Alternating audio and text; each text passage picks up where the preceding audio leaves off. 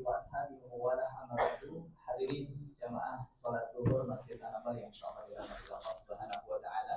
Kesempatan siang yang penuh berkah ini insyaallah bersama-sama kita akan lanjutkan kembali kajian rutin kita, yaitu kajian zuhur spesial kajian Ramadan.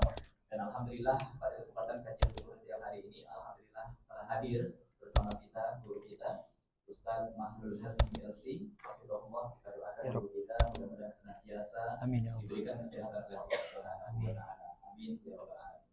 Dan untuk tema kajian hari ini insyaallah menarik untuk kita simak bersama-sama, yaitu menggapai ampunan Allah di bulan Ramadan. Untuk menambah keberkahan majelis ini, mari bersama kita buka dengan membaca basmalah. Bismillahirrahmanirrahim. Assalamualaikum warahmatullahi wabarakatuh.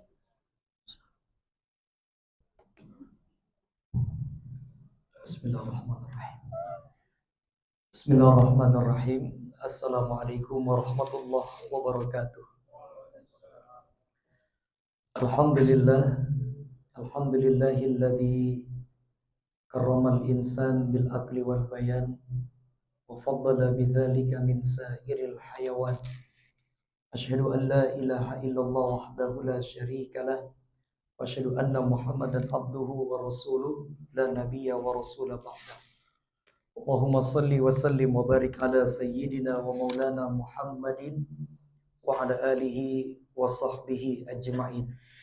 Rabbi israh li sadri wa yassir li amri wa hlul 'uqdatam min lisani yafqahu qawli. Amma ba'du. Para asatidzah yang kami muliakan, seluruh jamaah bapak-bapak dan ibu-ibu, jamaah Masjid An-Namal Menara Jam Sostek yang dirahmati oleh Allah Subhanahu wa taala. Kita awali kajian zuhur kita dengan membaca Ummul Quran suratul Fatihah. Semoga dengan berkah Al-Fatihah yang kita baca, Allah panjangkan umur kita, Allah sehatkan badan kita, Allah berikan kita taufik dan hidayah bisa mengisi Ramadan tahun ini dengan berbagai macam rangkaian ibadah, dan Allah mudahkan kita untuk mendapatkan ilmu yang bermanfaat. Ala hadhihi niyya al-Fatihah.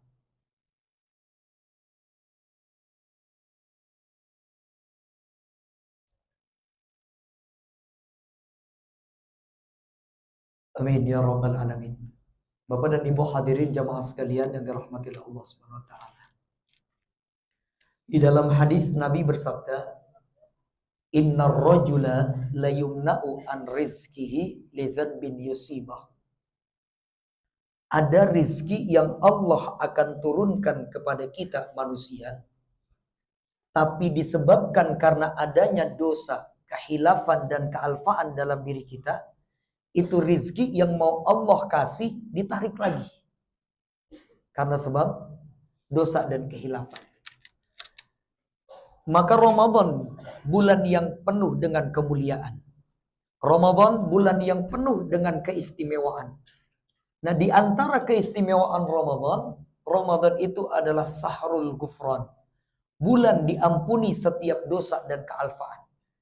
Maka kita raih ampunan di bulan yang mulia ini. Agar apa? Rizki yang Allah mau berikan kepada kita akhirnya lancar diturunkan kepada kita semua. Yang menjadi pertanyaan, bagaimana cara kita menggapai ampunan Allah di bulan yang mulia ini? Yang pertama, Nabi sabdakan di dalam hadis riwayat Imam Al-Bukhari dan Muslim, Rasulullah SAW bersabda, "Man shoma Ramadhana imanan wahtisaban ghufira lahu ma taqaddama min zambi."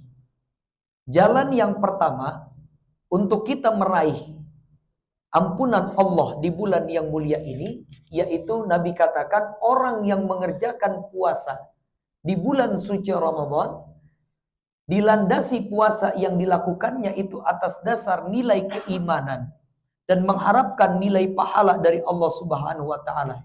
Maka Ramadan, puasa yang kita lakukan di dalamnya menjadi jalan penggugur dosa-dosa dan kealfaan kita. Hadirin yang dirahmati oleh Allah Subhanahu wa taala. Tapi puasa yang seperti apa? Nabi mengatakan puasa yang dilandasi atas dasar nilai keimanan. Man shoma Ramadhana imanan. Itulah sebabnya kenapa puasa Ramadan, dalil yang memerintahkannya diawali dengan kata iman. Ya ayyuhalladzina amanu kutiba alaikumusiyam kama kutiba alal ladzina min qablikum la'allakum tattaqun. Padahal kalau kita mau telisik lebih dalam, yang Allah wajibkan untuk mengerjakan puasa di bulan Ramadan adalah mereka yang beragama Islam. Namun ayat yang memerintahkan puasa Ramadan itu diawali dengan panggilan iman. Ya ayyuhalladzina amanu. Tidak Allah katakan ya ayyuhalladzina aslamu. Kenapa? Karena nilai iman lebih tinggi dibandingkan nilai Islam. Fakullu mu'min muslim walaysa kullu muslim mu'min. Setiap orang beriman pasti dia adalah seorang muslim. Tapi setiap muslim belum tentu punya iman di dalam dirinya. Ustadz, apa iya ada orang Islam gak punya iman? Banyak. Kalau antum mau cari bukti, coba lihat deh. Ada nggak ya, orang Islam siang hari bulan suci Ramadan ini, dia ngopi di kantin bawah? Ada nggak? Nah itu tandanya dia baru hanya menjadi seorang muslim, belum ada iman di dalam hatinya. Padahal Nabi katakan iman ini yang akan menghantarkan kita masuk ke dalam surganya Allah. La tadkhulul jannah hatta tu'minu. Kalian tidak akan masuk ke dalam surga sampai ada iman di dalam diri kalian. Maka tanda adanya iman di dalam diri kita, kita mengerjakan puasa di bulan suci Ramadan. Ini saya cerita sedikit. Ini sebetulnya pengalaman tahun lalu nih, Ramadan tahun lalu. Hari ketiga Ramadan tahun kemarin, saya mengisi di salah satu kajian zuhur di salah satu kantor BUMN. Parkir saya mobil di lantai basement lantai 6 kayak begini. Begitu saya parkir mobil, kok di belakang mobil saya banyak asap ya? Saya takut mobil saya kebakar. Mau lanjut acara, berabe urusannya. Begitu saya ke belakang, ternyata itu asap bukan dari mobil saya, Pak. Karyawan setengah 12 tahun lalu baru hari ketiga lagi pada ngerokok di basement lantai 6. Assalamualaikum. Waalaikumsalam. Pak Ustadz, dimatiin rokoknya. Pak, maaf ya, Bapak sakit. Kok nggak puasa? Kan ini baru hari ketiga. Apa jawabannya? Maaf Pak Ustadz, saya mah nggak sakit. Terus kenapa? Sebetulnya saya tadi pagi dari rumah saya puasa Pak Ustadz. Cuman kawan saya nih, setan bener nih. Ngajak-ngajak saya buka. Saya bilang, Pak, jangan nyalahin orang. Apalagi nyalahin setan. Ramadan gak ada setan. Emang pada kemana Ustadz? Nabi yang bilang, Pak. Kata Rasulullah, idza jaa Ramadan, futihat abwabul jannah. Kalau bulan Ramadan udah tiba, pintu surga itu dibuka. Wa ghuliqat abwabun nar. Pintu neraka ditutup. Wa sufidatis sayatin. Setan itu dibelenggu semuanya, Pak. Jadi Ramadan gak ada setan. Setan diikat semua sama Allah. Dia bilang begini. Barangkali ngikatnya kurang kencang kali Ustaz. Lepas nih ada yang gangguin saya. Wa ma yantiqu 'anil hawa in huwa illa wahyu yuha. Yang keluar dari lisannya Nabi itu adalah wahyu yang datang dari Allah. Maka setiap kata, setiap kalimat, setiap ucapan Rasul itu semua mengandung wahyu yang datang dari Allah. Maka Nabi kalau bicara itu nggak pernah bohong. Ketika Nabi katakan di bulan Ramadan pintu surga dibuka, di saat ini betulan dibuka. Pintu neraka ditutup, betulan ditutup. Setan diikat, betulan diikat. Makanya kita lebih semangat dalam beribadah di bulan Ramadan. Tapi di dalam hadis ini Nabi nggak bilang nafsu yang ada dalam diri manusia itu diikat oleh Allah. Maka kalau boleh bertanya, kira-kira yang enak yang mana di bulan Ramadan yang diikat? Mending yang diikat setan apa nafsu? Coba teman-teman perempuan, enak yang mana yang diikat? Setan apa nafsu? Ini pada diem semua, pada sahur kagak ini? Enak mana Pak? Kalau nafsu kita diikat juga Pak, wah modar kita urusannya. Nanti maghrib disediakan bapak takjil dari Anamel. Allahu Akbar, Allahu Akbar. Kata Ustadz Abu Sofi, ayo silakan makan jamaah. Enggak nafsu. Nafsunya diikat. Ini Rahman dan Rahimnya Allah. Pintu surga dibuka, neraka ditutup, setan dibelenggu, tapi nafsu dalam diri dibiarkan. Kenapa? Seakan-akan Allah ingin mengatakan, kau didik, kau tundukkan nafsu yang ada dalam dirimu dengan jalan apa? Dengan jalan berpuasa. Jadi puasa salah satu jalan kita untuk menundukkan nafsu yang ada dalam diri kita.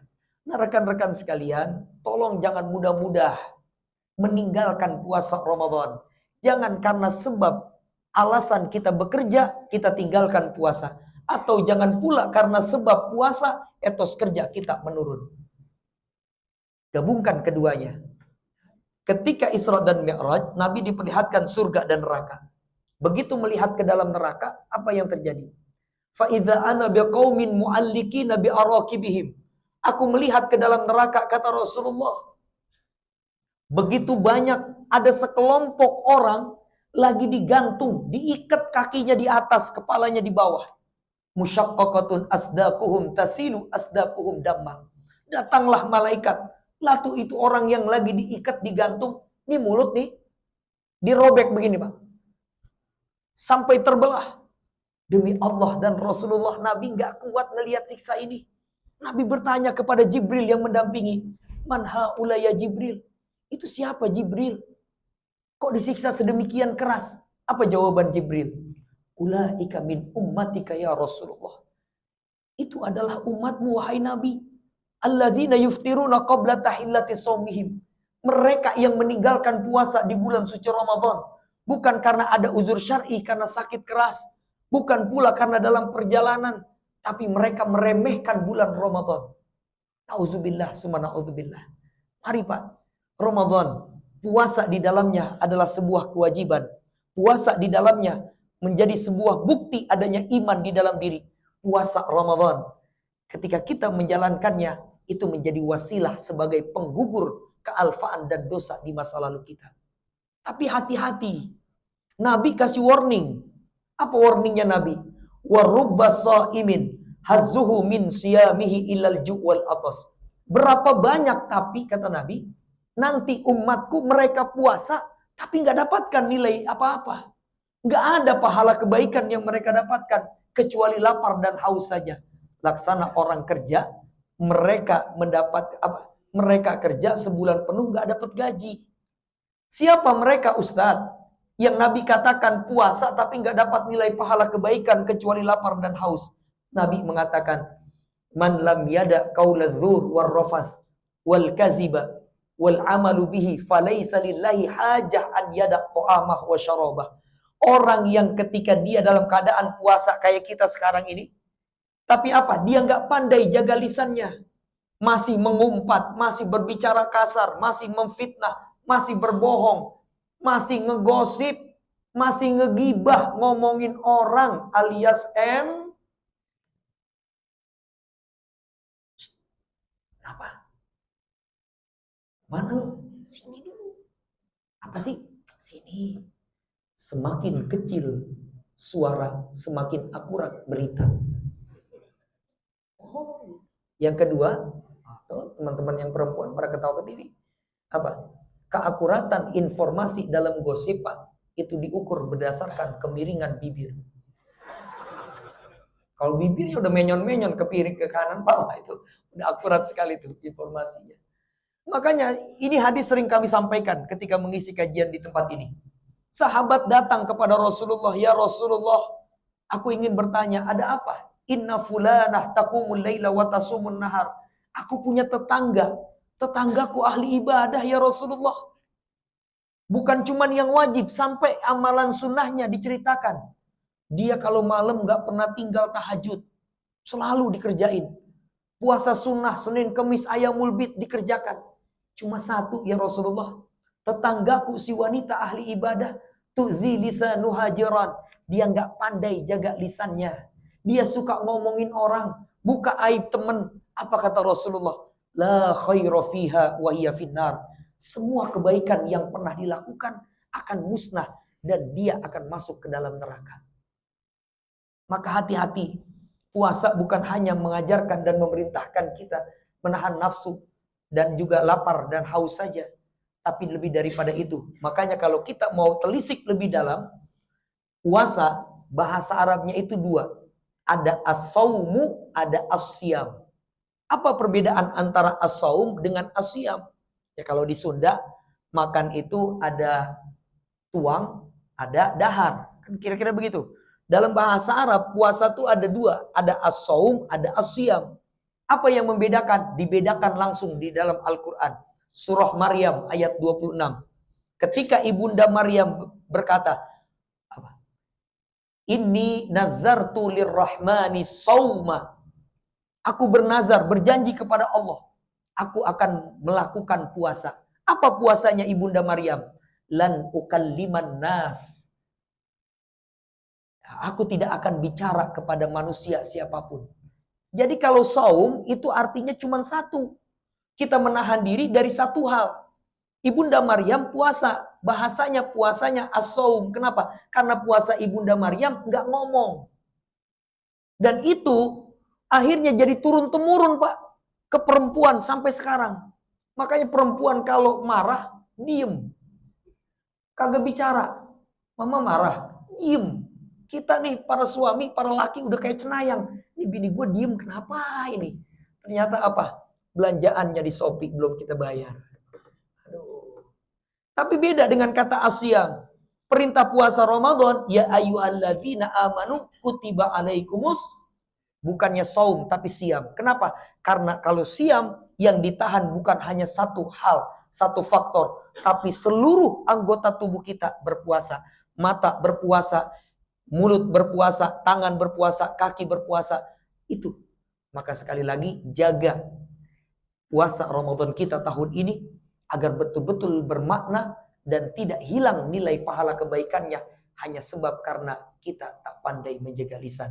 Yang kedua, Nabi katakan, "Wa man qama ramadhana imanan wa ihtisaban, ghufira lahu ma taqaddama min dzambi."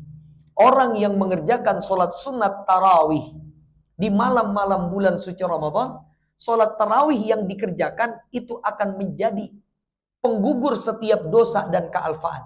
Kita makan. Ketika kita akan makan, disajikan 2 sendok. Sendok garpu dan sendok makan. Itu 2 kesatuan. Maka Ramadan itu bukan cuma puasa doang. Tapi ada kesatuan. Siang kita puasa, malam sholat tarawih. Itu 2 kesatuan. Puasa dan tarawih ini yang akan menggugurkan dosa-dosa di masa lalu. Bahkan bukan cuma itu. Sholat tarawih ini memiliki nilai makna yang begitu besar. Nabi katakan, innahu man qoma ma'al imami hatta yang sorifa kutibalahu qiyamul lailah. Orang yang mengerjakan sholat tarawih, tapi sholat tarawihnya berjamaah di masjid dan di musola sampai dengan selesai. Sholat tarawih plus sama witir. Nabi katakan, orang itu diganjar nilai pahala kayak orang yang sholat malam semalaman suntuk. Allah. Siapa yang kuat di antara kita sholat malam, gak tidur dari habis isya sampai subuh? Gak perlu kata Nabi. Cukup kau sholat tarawih plus dengan witirnya. Maka Nabi katakan Allah berikan pahala seperti orang sholat malam semalaman suntuk. Maka yuk mulai malam ini sholat tarawihnya jangan dulu keluar barisan sebelum selesai. Ada nggak orang sholat sunat tarawih di masjidnya 23 rakaat, baru selesai 8 dia pulang. Ada nggak yang model begitu? Ini yang bilang banyak yang ngomong. Hati-hati. Ya. Tapi hati-hati dikasih lagi warning sama Nabi. Wa rubba qa'imin hazuhu min qiyamihi illa sahar. Berapa banyak nanti umatku sholat tarawih kata Nabi, tapi nggak dapat apa-apa. Yang mereka dapat cuman capek sama begadang doang. Siapa mereka Ustadz? Nabi katakan mereka yang ketika sholat sunat tarawih mereka itu meninggalkan tumak ninah. Dan tumak ninah ini bagian daripada rukun sholat. Udah lihat kan beritanya di Instagram, TikTok, sama di YouTube? Orang sholat tarawih 100 km per jam Pak. Allahu Akbar, amin, Allahu Akbar, Allahu Akbar. Gak dapat apa-apa kata Nabi. Cuman capek doang. Maka titip pesan, barangkali di antara yang hadir ini ada pengurus masjid, barangkali ada pula yang diamanahkan jadi imam, ya. Tolong dijaga kekhusyuan ketika sholat dan tumakninahnya. Dan hati-hati, jadi imam sholat tarawih ini berat, Pak. Kita lama sedikit aja, waduh, digosipin, ya, digibahin pagi-pagi. Semalam siapa sih sholat tarawih? Apa? Lama kok. Hati-hati, gibahin imam sholat tarawih. Saya ada cerita nih. Ada satu masjid nih, Pak. Biasanya jamaah kalau mau sholat tarawih melihat jadwal dulu. Siapa imamnya? Wah, kalau imamnya si A, si Fulan, gak mau dia, pindah. Diajak sama temennya, Besti, sholat tarawih yuk. Itu jadwalnya si Fulan, lama. Udah gak apa-apa, yuk lah. Di situ aja, di masjid kita. Ya udahlah. Begitu sholat, ternyata benar lama. Apa kata dia? Gue bilang juga apa? Kalau dia mah lama. Udah besok lu ikut gue aja. Kita sholat di masjid yang sebelah. Besok malam sholat di masjid sebelah. Ketemu imam itu lagi. Sholat tarawih itu, Pak, muter-muter, Pak. La ilaha illallah. Dah. Harus bisa juga menyesuaikan. Coba dah, sholat tarawih itu diambil dari kata tarwihah. Tarwihah itu istirahat. Tarwihah, jamaknya tarawih. Istirahat. Kenapa? Karena zaman Nabi, sholat tarawih itu dari Isya sampai menjelang subuh. Makanya Nabi cuma 3 kali doang keluarnya. Kenapa? Kata Nabi dalam hadis riwayat Imam Al-Bukhari, inni khosyitu, aku takut kalau aku lanjutkan diwajibkan kepada kalian. Bayangin, Pak, dari habis Isya sampai menjelang subuh itu sholat tarawihnya Nabi. Makanya cuma 3 malam dalam riwayat. Saya pun pernah merasakan ketika baru tiba di Mesir 2025. Itu udah masuk 10 hari terakhir. Itu setiap malam 1 juz. Masya Allah. Itu kita masuk ke juz berapa? Juz ke 27. Udah selesai 1 juz, sholat tarawih, begitu kunutnya setengah jam, Pak. Masya Allah. Itu saya baru pertama kali itu. Sholat tarawih, baru tiba di masjid di Mesir. Tarawihnya 1 juz setiap malam. Dan kunutnya hampir setengah jam. Wah, itu pada nangis semuanya. Allahumma hdina fiman hadait. Wah, imamnya juga suaranya enak. Pada nangis semuanya. Termasuk kita tuh. Mahasiswa baru pada nangis. Bagaimana gak nangis? Kunutnya setengah jam, Pak. Besok malam pindah masjid kita. Jadi imam juga harus sadar diri ya. Jangan terlalu lama-lama. Ini yang kedua. Gugurkan dosa-dosa dan kealfan kita dengan apa? Dan yang ketiga terakhir, saya batasi. Dengan jalan apa? Dengan jalan makan sahur. Rasulullah SAW bersabda, tasahharu fa inna fis suhuril barakah. Makan sahurlah kalian, jangan ditinggalin. Di dalamnya ada keberkahan. Apa itu keberkahan? Allah turunkan kebaikan-kebaikan buat kalian. Di Mesir, itu ada agama Kristen. Tapi Kristennya beda dengan di Indonesia. Bukan Protestan, bukan Katolik. Kristen yang ada di Mesir itu namanya Kristen Koptik. Mereka Natalan gak Ustadz? Natalan. Tapi Natalnya bukan tanggal 25 Desember, tapi Januari. Mereka puasa. Orang-orang Yahudi juga puasa.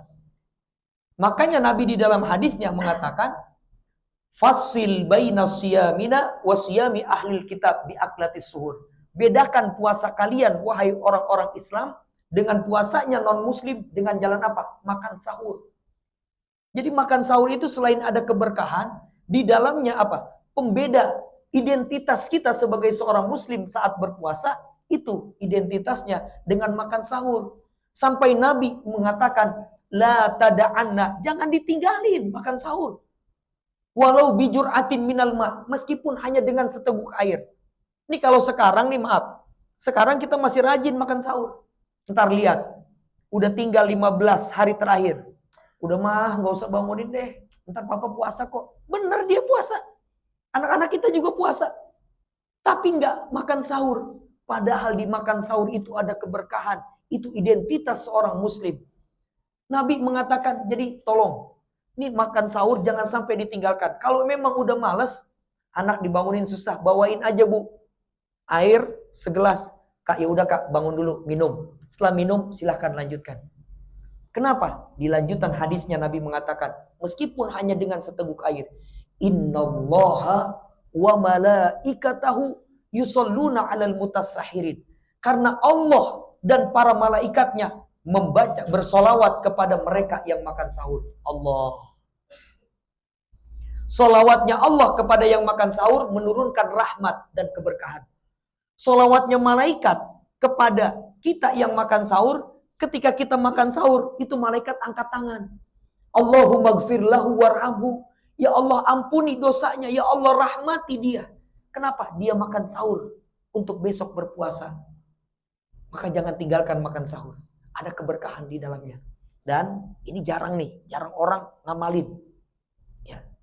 Kalau udah makan sahur, udah selesai, ya, itu usahakan perbanyak istighfar. Karena Allah yang mengatakan dalam Al-Quran, wabil ashari hum yastaghfirun. Di waktu makan sahur, orang-orang beriman, mereka setelahnya beristighfar kepada Allah. Meminta ampun. Di situ Pak, poinnya Pak. Maka kita mau coba deh, Ramadan kita nih jangan begitu terus tiap tahun. Habis makan sahur nih, ntar malam kita mulai. Coba amalin istighfar. Rapi, baca istighfar, perbanyak. Astagfirullahaladzim, astagfirullahaladzim. Maka kalau mau mendapat Lailatul Qadar, bukan nunggunya itu dari 10 terakhir. Wah, ntar malam 21 dikencengin. Enggak, mulai dari sekarang. Habis makan sahur itu istighfar. Dan jadikan makan sahur itu sebagai quality time. Waktu kita buat keluarga. Taruh dulu tuh HP, matiin TV. Ini enggak makan sahur bareng sama anak, istri, suami. Tapi apa? Semuanya pada megang HP. Orangnya saling berdampingan. Tapi apa? Serasa jauh. Kayak yang satu di Jakarta, satu di Ethiopia. Maka apa? Hilangin dulu, taruh dulu. Nah, istri semuanya taruh HP. Tanya, matiin TV. Gimana, Dek, sekolah kamu? Gimana, Mah, kegiatan di rumah? Tanya. Bercengkrama, selesai baca istighfar. Itu cara salah satu kita mau menggapai malam Lailatul Qadar. Seperti itu. Terakhir sebagai penutup, Ustadz, saya makan sahur jam 1. Soalnya nggak bisa tidur. Akhirnya apa? Mah, masakin Indomie dong. Kenapa? Papa makan sahur sekarang aja deh. Nggak bisa tidur nih. Sebetulnya kapan makan sahur yang paling sempurna? Ada seorang pemuda namanya Anas bin Malik. Anas bin Malik ini kalau bahasa kita, dia yang selalu mendampingi Rasulullah. Bahasa kita sekarang asistennya Nabi. Kata Anas bin Malik, tasaharna ma'a Rasulillahi sallallahu alaihi wasallam.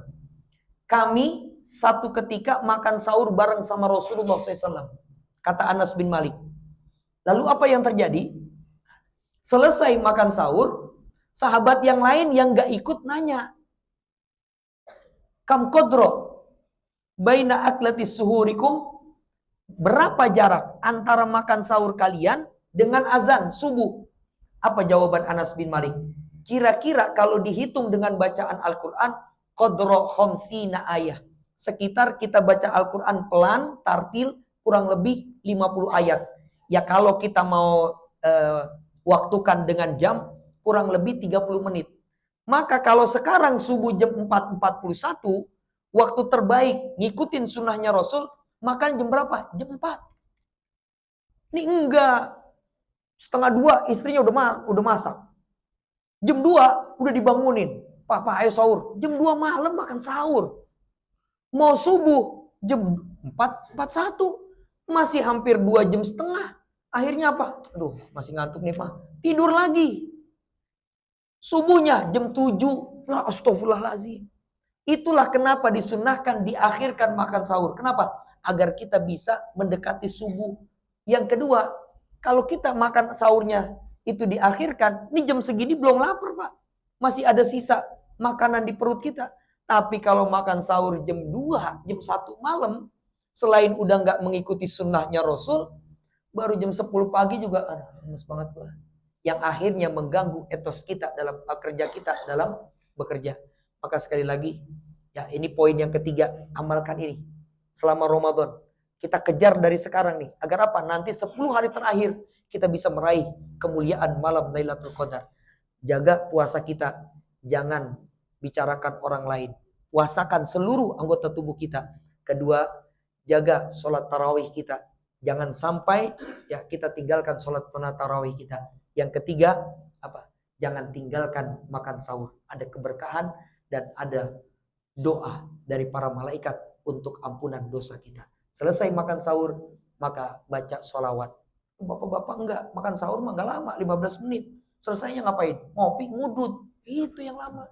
Ya bolehlah sebatang dua batang, setelah itu apa? Istighfar, astagfirullahaladzim, astagfirullahaladzim. Perbanyak. Kita raih kemuliaan malam Lailatul Qadar dengan 3 jalan ini. Mudah-mudahan bermanfaat. Sebelum kami tutup, ada sebuah doa yang kita panjatkan 2 bulan lalu. Dan doa ini diijabah sama Allah. Allahumma barik lana fi Rajab wa Sya'bana wa ballighna Ramadan. Ya Allah, panjangkan umur kami, sampaikan kami agar bertemu bulan Ramadan. Allah ijabah doa kita itu, Pak. Ini seminggu awal Ramadan, Pak. Itu di grup WA saya, Pak. MUI dan lain sebagainya. Beritanya orang sakit, orang meninggal, orang sakit, orang meninggal. Maka kita diberikan kesempatan yang sangat berharga bertemu Ramadan tahun ini. Belum tentu kita akan bertemu di tahun yang akan datang. Dan berapa banyak barangkali keluarga handai tolan, bahkan mungkin teman kerja kita, Ramadan masih bersama tahun lalu, sekarang sudah tiada. Maka sebagai penutup, mari sama-sama kita baca suratul Fatihah sekali lagi. Pertama kita doakan untuk keluarga, saudara, handai tolan, rekan kerja kita semua yang dalam keadaan sakit. Semoga Allah angkat penyakit mereka. Allah berikan kesembuhan, bisa kembali sehat seperti sedia kala. Kita semua yang hadir, semoga Allah panjangkan umur kita, Allah sehatkan badan kita, Allah bukakan pintu rizki kita, dan Allah pertemukan kita sampai pada hari raya Idul Fitri bersama seluruh keluarga dalam keadaan sehat wal afiat. Ala hadhihi niyyah wa ala kulli niyatin salihah bihaqqi sayyidina Muhammadin sallallahu alaihi wasallam. Al-Fatihah.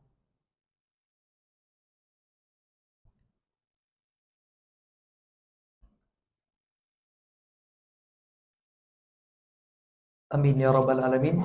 Mari sama-sama kita tutup kajian zuhur kita pada siang ini dengan bersama membaca doa kafaratul majlis. Subhanakallahumma wa bihamdika asyhadu an la ilaha illa anta astaghfiruka wa atubu ilaik.